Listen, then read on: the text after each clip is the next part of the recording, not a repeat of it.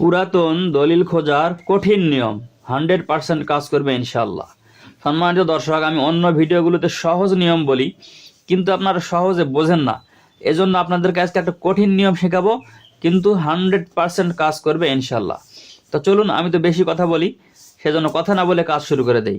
তবে কাজ শুরু করার আগে আমাকে তো একটা অনুরোধ করতেই হবে, ভিডিওটি অবশ্যই শেয়ার করে রাখবেন, না হলে পরে হাজার খুঁজবেন কিন্তু আর পাবেন না।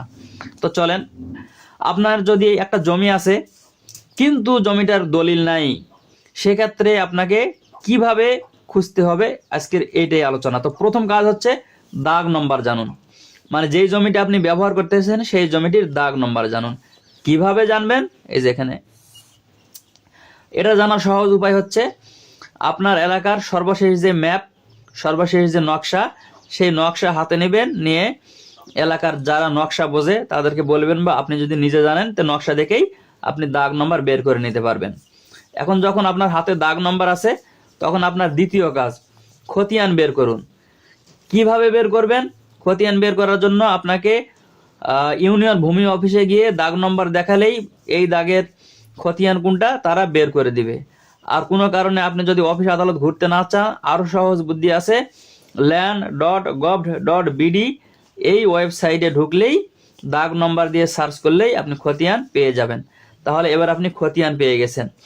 যখন খতিয়ান পেয়ে গেছেন, খতিয়ানের ডান দিকে আপনার কি দলিল নম্বর থাকতে পারে, তবে কোনো কোনো খতিয়ানে দলিল নম্বরটা থাকে না। সেক্ষেত্রে আপনাকে কি করতে হবে? 3 নম্বর কাজে যেতে হবে।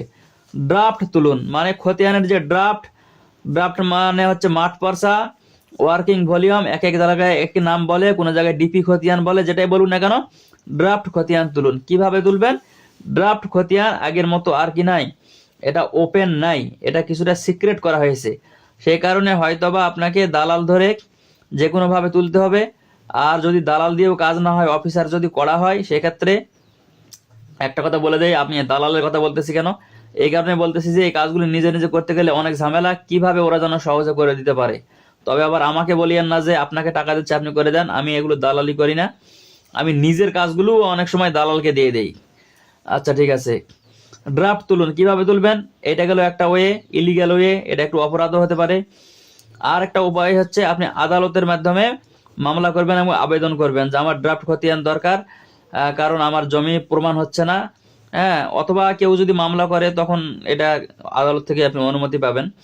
যাই হোক, তো এইভাবে আপনি ড্রাফট খতিয়ান তুলবেন। যখন ড্রাফট খতিয়ান তুলবেন, তখন ড্রাফট খতিয়ানের কোথায় দলিল নম্বর আছে, চলেন এটা এবার আমি আপনাকে স্ক্রিন রেকর্ডের মাধ্যমে দেখাই, তারপর আমরা 4 নম্বর বিষয়টা নিয়ে আলোচনা করব।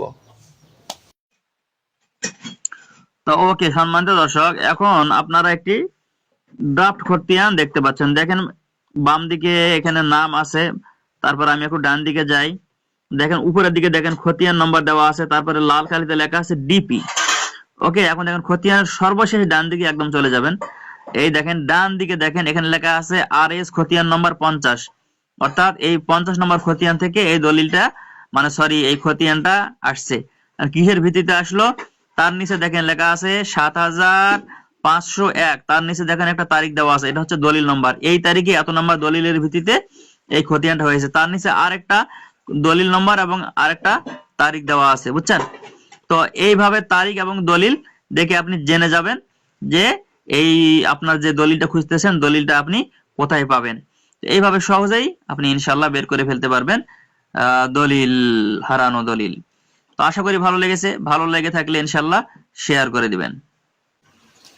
তাহলে স্ক্রিন রেকর্ডে আপনারা দেখলেন যে আমরা ড্রাফট খতিয়ানের কোথায় দলিল নম্বরটা থাকে সেটা জেনে নিলাম। যখন আপনি দলিল নম্বর জানতে পেরেছেন, আপনার 4 নম্বর কাজ হচ্ছে দলিলের নকল তুলুন। কিভাবে তুলবেন? এটা একদম সহজ। দলিলের নম্বর এবং তারিখ দিয়ে বলবেন যে এই দলিলটা আমার চাই, একটা দরখাস্ত করবেন এবং ফি দিবেন। ফি কত? এই মোটামুটি মনে করেন যে দলিলের পাতা সংখ্যা অনুযায়ী কিছুটা বাড়বে কমবে, তবে স্বাভাবিকভাবে ধরেন যে 2000 থেকে 2500 টাকা আপনার লাগতে পারে। আর দালালের মাধ্যমে তুললে আর একটু বেশি লাগবে, কারণ দালাল তো কিছুটা খাইবে। তো সেক্ষেত্রে সুবিধা কি, ওরা তাড়াতাড়ি এনে দিতে পারে। আপনি স্বাভাবিকভাবে আবেদন করলে কিছুটা দেরি লাগবে, কিন্তু পাবেন, 100% পাবেন, একটু দেরি লাগবে। আর দালালের বাচ্চাদেরকে দিলে ওরা একটু টাকা বেশি নেবে, কিন্তু দ্রুত এনে দিবে, পার্থক্য এইটাই। ধন্যবাদ। আবার বলতেছি, ভিডিওটি শেয়ার করে রাখবেন, পরে হাজার খুঁজেও আর পাইবেন না। ধন্যবাদ। আসসালামু আলাইকুম।